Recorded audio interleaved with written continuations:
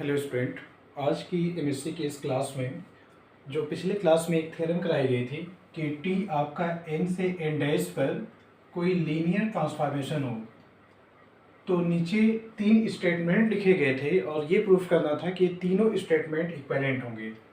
उसमें कुछ हिस्सा मैंने पहले की क्लासों में करा दिया है और एक पार्ट मैंने उसमें और बढ़ा दिया है। सी, उसके बाद देखिए डी लिखा है। सी में क्या है? T is bounded. टी आपका बाउंडेड हो, यानी उसकी मीनिंग ये होती है डेफिनेशन। और डी ऑप्शन में ये था कि S is equal to X belongs to N such that norm of X is less or equal to 1 is closed sphere then T of S is bounded. क्या क्या प्रूफ करना है कि अगर टी आपका बाउंडेड लीनियर ट्रांसफॉर्मेशन होगा तो जो क्लोज्ड स्फीयर होता है उसकी इमेज भी क्या होगी? बाउंडेड होगी। सेकेंड हम लोग को ये दिखाना होगा, क्योंकि इक्विवेलेंट आपको प्रूफ करना है, तो डी इंप्लाई करेगा सी को। यानी अगर आप किसी क्लोज्ड स्फीयर का इमेज बाउंडेड लेंगे तो टी भी आपका क्या होगा? बाउंडेड होगा। चलिए इसका डेरिवेशन किया जाए। प्रूफ पहले हम लोग देखिए इक्विवेलेंट है तो क्या दिखाना होगा? सी इंप्लाई डी। पहले हम लोग ये प्रूफ करेंगे। तो स्टेटमेंट सी को सपोज कर ले रहे हैं, लेट टी इज बाउंडेड। अच्छा, अगर टी बाउंडेड है तो तुरंत आप उसका डेफिनेशन यूज करिए। टी ओवर एक्स का norm less or equal to M norm X for all X belongs to N. Suppose ये इक्वेशन फर्स्ट है। क्लेम में क्या दिखाना होगा कि टी ऑफ एस आपका क्या होगा? बाउंडेड होगा। तो इसके लिए हम लोग ये लिखेंगे, क्लेम में ये दिखाना है T of S is bounded. T of S क्या होगा? बाउंडेड होगा। ये हम लोग को प्रूव करना है। अच्छा, इसके लिए अगर टी ऑफ एस को बाउंडेड आपको दिखाना है, देखिए समझिएगा, फंक्शनल एनालिसिस में कोई सेट ए दे दिया जाए, फंक्शनल एनालिसिस में कोई सेट ए दिया जाए, सेट ए को बाउंडेड कब कहेंगे? जब उस सेट का कोई भी एलिमेंट आप लीजिए और उस एलिमेंट का जो नॉर्म होगा एक फिक्स नंबर के या तो इक्वल हो या तो उससे लेस हो।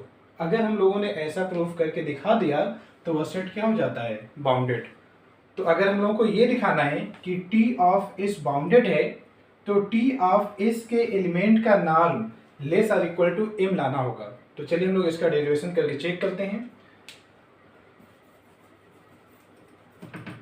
सबसे पहले हम लोग टी ऑफ एस का एक एलिमेंट सपोज कर लें। Let y belongs to T of S be any element. y इस सेट का कोई एलिमेंट है। अच्छा देखिए, अगर y इस सेट का एलिमेंट है तो y आपका t ऑफ x जैसा होगा for some x belongs to capital S। जो x होगा वह कहाँ का मेंबर होगा? कैपिटल S का। रीजन ये है कि टी ऑफ एस में क्या, टी ऑफ एस के जो एलिमेंट होंगे वह एस के एलिमेंट के इमेज होंगे। तो इसीलिए जब भी y टी ऑफ एस का मेंबर होगा तो y टी ऑफ एक्स जैसा होगा और x एस का कोई एलिमेंट होगा। अब हम लोग क्या करेंगे, सिंस x एलिमेंट है कैपिटल S का, तो ये इंप्लाई करेगा norm of x less or equal to 1। जो x का नॉर्म होगा वो 1 के इक्वल है, उससे लेस होगा, क्योंकि s की डेफिनेशन देखिएगा, s में स्पेस के ऐसे एलिमेंट होते हैं जिनका नॉर्म या तो 1 हो या तो 1 से लेस हो। इसको हम लोग बना लेंगे इक्वेशन 2। नाउ कंसीडर, हमको क्या दिखाना था कि जो ये सेट है टी ऑफ एस ये बाउंडेड होगा। तो अब टी ऑफ एस के एलिमेंट का यानी y का नॉर्म निकालिए और इसको less or equal to m proof करके दिखा दीजिए। तो नॉर्म ऑफ y की वैल्यू निकालते हैं। देखिए, नॉर्म ऑफ y की जगह पे क्या रिप्लेस करेंगे? t of x। तो इसको लिखेंगे t ऑफ x होल का नॉर्म, और हम लोग जानते हैं कि ये लेस आर इक्वल होगा m इंटू नॉर्म x के। इक्वेशन फर्स्ट के अकॉर्डिंग, क्योंकि स्टेटमेंट सी आप सपोज करके चल रहे हैं और सी में यही था, आप स्पेस का कोई भी एलिमेंट लेंगे तो टी एक्स का जो नॉर्म होगा वह less or equal to M into norm X होगा। तो इसका यूज हम लोगों ने यहाँ पे किया है। टी ऑफ एक्स का norm less or equal to M into norm X, यहाँ लिख लेंगे बाय यूजिंग इक्वेशन फर्स्ट। अच्छा, अब देखिए एक्स का नॉर्म क्या है, लेस आर इक्वल टू 1 है, ये यहाँ पे यूज करिए। अगले स्टेप में norm of y less or equal to m into norm of x की जगह लिखेंगे लेस आर इक्वल टू 1। आपका नोटेशन ये बना रहेगा using equation 2, that is norm of y less or equal to m for all y belongs to t of s। हम लोगों ने क्या दिखा दिया कि जिस सेट को बाउंडेड दिखाना है, आप उस सेट का कोई भी एलिमेंट लेकर उसका नॉर्म निकालेंगे तो वह या तो m के इक्वल है या तो उससे लेस है। तो आप यहां से ये कह सकते हैं hence t of s is bounded. एक बार पूरा डेरिवेशन फिर से मैं आपको बता दे रहा हूँ। मैट्रिक इसमें आपको नॉट लीनियर स्पेस में ये दिखाना था कि स्टेटमेंट C और D इक्विवेलेंट है, यानी C सपोज करके D लाना है और D सपोज करके C लाना है। तो पहले हम लोग C सपोज करके D लाएंगे, C इंप्लाई करेगा D को। तो स्टेटमेंट C सपोज करते हैं लेट T इज बाउंडेड, ये मैंने लिखा है। फिर बाउंडेड की डेफिनेशन ये होती है, इसको बना लिया गया इक्वेशन फर्स्ट। अब लिखेंगे क्लेम, क्लेम में स्टेटमेंट D लिखेंगे। स्टेटमेंट डी में क्या दिखाना है, T of S is bounded, तो यही मैंने लिख लिया T of S is bounded, ये आपको प्रूफ करके लाना है। तो देखिए इसमें फंक्शनल में किसी भी सेट को बाउंडेड दिखाने के लिए आप क्या करिएगा कि उस सेट का एक एलिमेंट लिखिए और उसका norm less or equal to M दिखा दीजिए। अगर आपको फंक्शनल एनालिसिस में किसी भी सेट को बाउंडेड दिखाना है तो उस सेट के सभी एलिमेंट का norm less or equal to M आ जाए तो ऐसा सेट बाउंडेड होता है। तो अगर आपको टी ऑफ एस को बाउंडेड दिखाना है तो आप पहले यहाँ से कोई एलिमेंट सपोज करिए। तो लेट कर लिया जा रहा है वाई एलिमेंट है टी ऑफ एस का। टी ऑफ एस में एलिमेंट होंगे कैसे, वे एस के एलिमेंट के इमेज होंगे, तो इसीलिए वाई क्या होगा, टी ऑफ एक्स जैसा होगा। तो वाई टी ऑफ एक्स जैसा होगा और एक्स मेंबर है एस का। देखिए उसको फिर लिखा गया एक्स मेंबर है एस का। अब आप एस की डेफिनेशन पे आइए। एस में जो भी एलिमेंट हैं उनका norm less or equal to 1 है, तो तुरंत क्या लिखेंगे, norm of X less or equal to 1, और इसको बना लिया गया इक्वेशन 2। फिर हम लोग को देखिए दिखाना क्या था कि जो y एलिमेंट हम लोगों ने चूज किया है t ऑफ s का, इस y का norm less or equal to m ऐसा लाना था। तो हम लोग y का नॉर्म सॉल्व करें। Norm of y is equal to y किसके इक्वल है, t ऑफ x के। तो y की जगह पे t ऑफ x रिप्लेस किया गया है और इस पर आप क्या करिए, इक्वेशन फर्स्ट का यूज करिए। देखिए t ऑफ x का norm less or equal to m into norm x होगा, यहाँ पे यूज किया गया m into norm x by using equation first. फिर अगले स्टेप में देखिए इक्वेशन सेकेंड क्या कहता है कि x का norm less or equal to 1 है, तो तुरंत आप लिखेंगे नॉर्म ऑफ x की जगह पर लेस आर इक्वल टू 1, तो norm y less or equal to m आ जाएगा। Finally norm y less or equal to m for all y belongs to t of s, hence t of s is bounded. तो देखिए एक हिस्सा तो हम लोगों ने दिखा दिया C को सपोज करके D। अब अगले पार्ट में हम लोग D को सपोज करके C प्रूफ करेंगे, तो उसका डेरिवेशन मैं बता दे रहा हूं।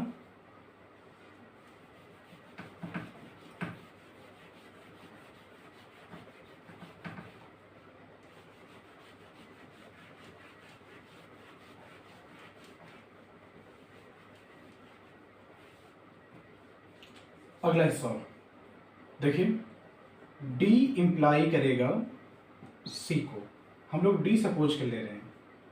Late T of S is bounded, T of S क्या है, बाउंडेड है। अच्छा अगर T ऑफ S बाउंडेड है तो आप क्या लिखोगे, y का norm less or equal to M होगा for all y belongs to T of S. इसको हम लोग बना लेते हैं equation first. D imply C में ये इक्वेशन फर्स्ट है। अब लिखेंगे क्लेम। क्लेम में क्या लिखेंगे? क्लेम में हम लोग ये लिखेंगे स्टेटमेंट सी यानी टी इज बाउंडेड। ये हम लोग को प्रूफ करना है कि जो टी होगा वह बाउंडेड होगा। तो किसी भी लीनियर ट्रांसफॉर्मेशन को बाउंडेड दिखाने का ये तरीका होता है कि आप उस टी को स्पेस के किसी एलिमेंट पर ऑपरेट करिए, उसका नॉर्म निकालिए और less or equal to M into norm X दिखा दीजिए। तो पहले हम लोग एक्स एन का कोई मेंबर लें।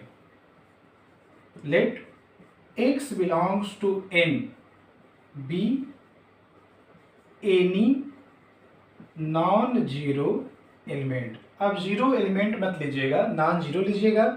जीरो के लिए हम लोग सेपरेट प्रूफ कर लेंगे।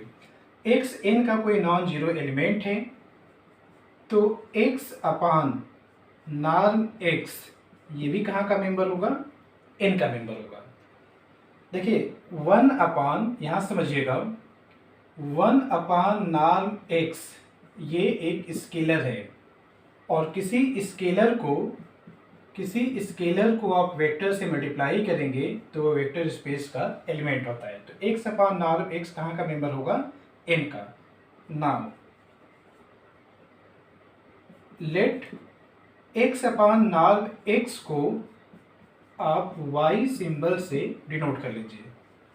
देन वाई का नॉर्म, पहले तो आप इसका नॉर्म निकालिए, देखिए क्या मिलेगा। इज इक्वल टू वाई की जगह पे लिखेंगे एक्स अपान नॉर्म एक्स। ये वाई की वैल्यू लिखी गई है। अब देखिए वन अपान नॉर्म एक्स यहाँ पे स्केलर है तो वह नॉर्म फंक्शन के बाहर आएगा और ये बन जाएगा वन अपान नॉर्म एक्स। ये बाहर हो गया, अंदर बचेगा नॉर्म एक्स, इससे ये कैंसिल। तो y का जो नॉर्म होगा वह इक्वल टू क्या आ जाएगा? 1। अच्छा अब आप ये देखिएगा कि अगर y का नॉर्म 1 के इक्वल है तो यहां से डेफिनेशन आप देखिए,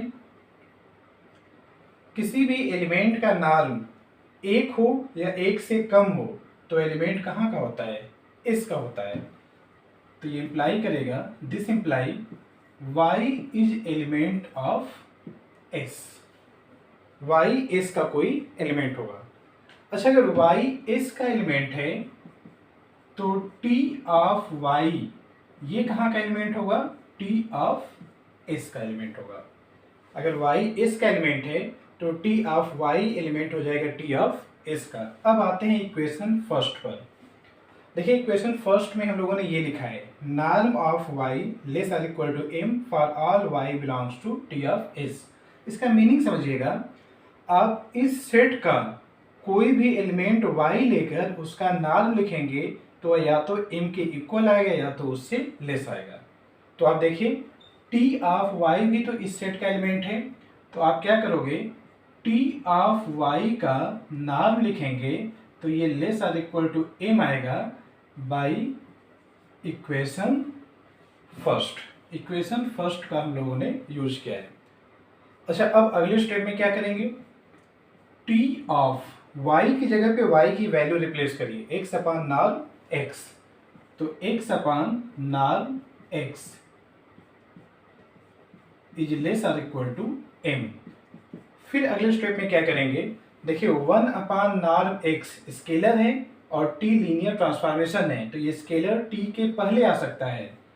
तो वन अपान नॉर्म x आपका बाहर होगा और t of x less or equal to m। फिर अगले स्टेप में क्या करेंगे? वन अपान नॉर्म आपका स्केलर है, one upon norm x scalar है तो ये नॉर्म फंक्शन के बाहर आएगा तो वन अपान नॉर्म x।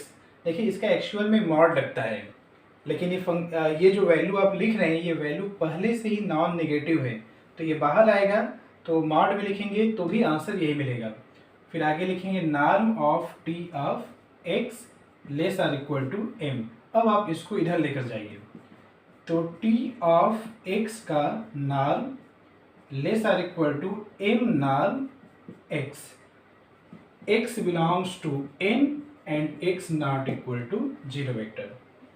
अच्छा, अगर x 0 हो जाता तब क्या होता? अभी हम लोग x नॉन जीरो लिखे थे। अगर x आपका 0 वेक्टर हो जाएगा तो नॉर्म x आपका 0 आ जाएगा, तो राइट साइड 0 हो जाएगा। और अगर x 0 है तो t ऑफ 0 ये भी 0 आएगा, और 0 का नॉर्म 0 होता है, तो 0 लेस आर इक्वल टू 0। तो अगर x आपका 0 होगा तब भी ये वैलिड है। सो t ऑफ x का जो नॉर्म होगा less or equal to m norm x for all x belongs to n, hence t is bounded. और यही आपको दिखाना था। अच्छा, एक चीज़ है कि जैसे मान लीजिए कि आपको इस वाले लाइन से थोड़ी सी कन्फ्यूजन हो जाए, क्योंकि सिंबल मैंने यहाँ भी y लिया है और यहाँ पे वो सिंबल कुछ अलग है। आप ना इसका मीनिंग समझिएगा। इसका मीनिंग क्या है? आप t ऑफ s का कोई भी एलिमेंट लेकर उसका नॉर्म लिखेंगे तो m के इक्वल या उससे कम आएगा। अब देखिए, t ऑफ y ये t ऑफ s का मेंबर है, तो t ऑफ s के किसी भी मेंबर के लिए ये स्टेटमेंट वैलिड है, तो t ऑफ y के लिए वैलिड होगा। बस उसी का यूज करके इसको सिंप्लीफाई कर लिया गया। तो आप इसको एक बार देख के कंप्लीट रिवाइज करिएगा। बहुत जल्द ही हम लोग अगले क्लास में मिलते हैं, तो इसके आगे की चीज़ें मैं आपको कराऊंगा।